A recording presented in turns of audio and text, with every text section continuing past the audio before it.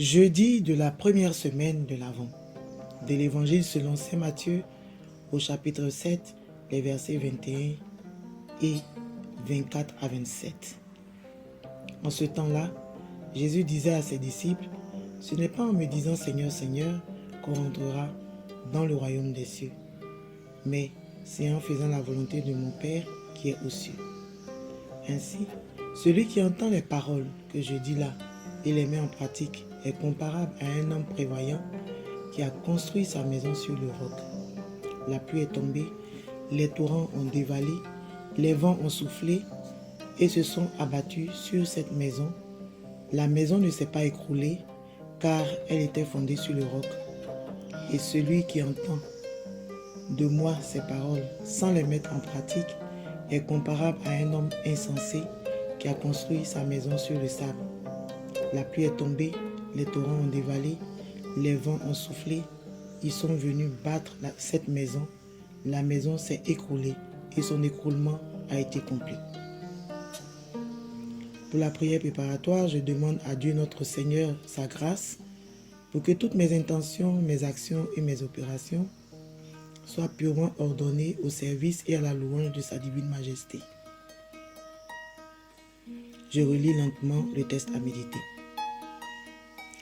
Pour la composition du lieu, je vais imaginer Jésus et ses disciples dans un endroit verdoyant et paisible, et je les ai rejoints par l'imagination. Je demande la grâce, celle d'une connaissance intérieure de Jésus-Christ, afin de l'aimer, le suivre et de l'imiter davantage. La méditation va se faire à partir de 2 points. Le premier point concerne le verset 21. Jésus dit, « Ce ne sont pas tous ceux qui me disent Seigneur, Seigneur, qui entreront dans le royaume des cieux, mais ceux qui font la volonté de mon Père qui est dans les cieux. »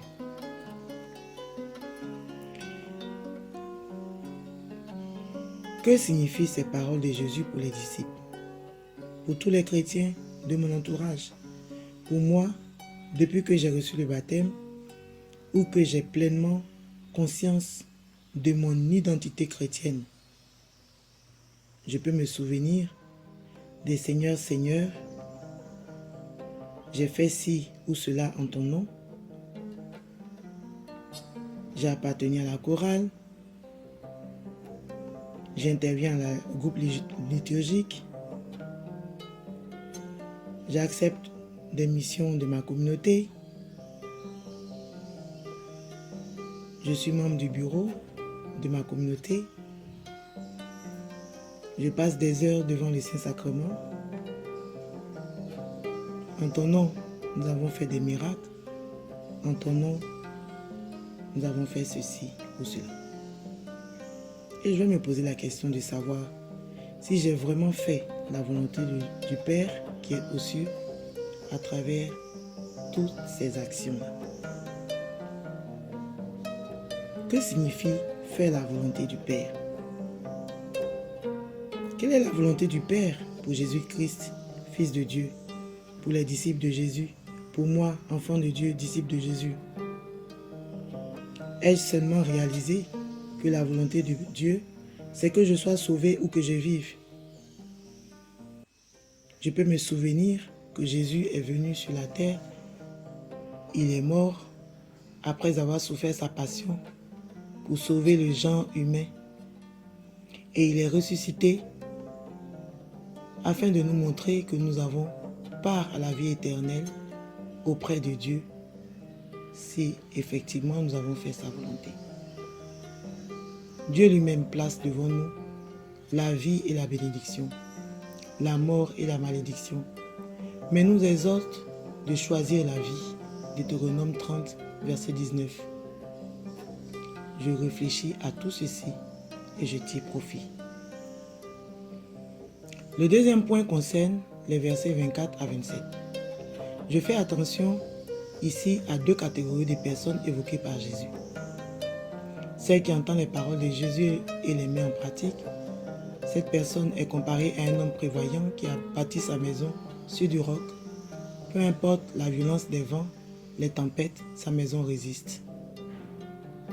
Celle qui entend les paroles et ne les met pas en pratique, cette personne est comme un homme insensé qui a bâti sa maison sur du sable. Sa maison s'écroulera en cas de vent contraire violent. De quelle parole Jésus fait allusion ici? Évidemment, celle qu'il a prononcée au verset 21.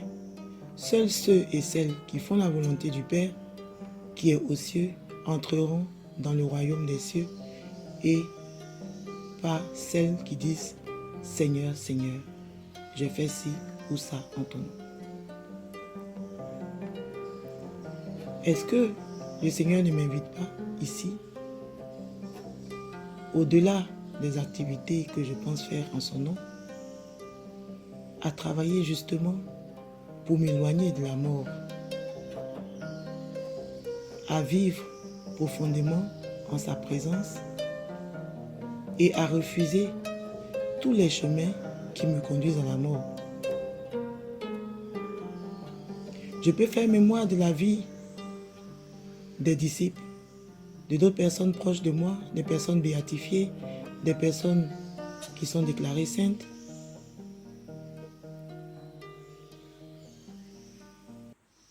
Toutes ces personnes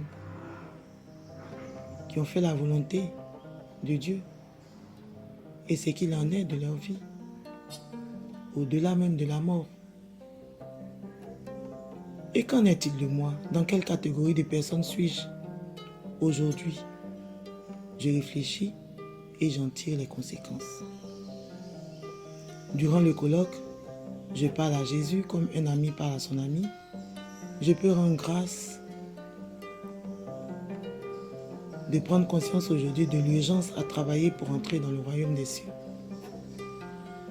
Je peux implorer son secours pour connaître et faire la volonté du Père. Alors, en ce moment-là, peu importe les vents contraires, les difficultés de tous ordres, ma maison, ma relation à Dieu résistera. C'est aujourd'hui le moment favorable. Je termine par un autre Père. Et je peux noter dans mon cahier ce que j'ai vécu au cours de cette prière.